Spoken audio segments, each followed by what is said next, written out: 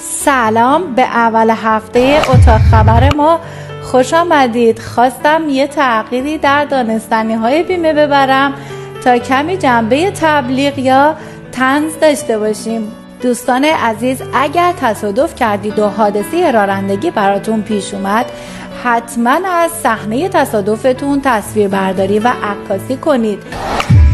از کشورها داخل خودروی خودشون دوربین نصب میکنن تا ویدیوی ضبط شده در صحنه تصادف رو به دادگاه ارائه بدن و به اثبات برسونن، اما در کشور ما هنوز این دوربین جا نیافتاده. بنا به دلایلی که خدمتتون عرض میکنم. نکته اول، رفع ابهام از کارشناس خسارت شرکت بیمه است و به نکات بعدی در ویدیوهای بعدی بیشتر میپردازیم.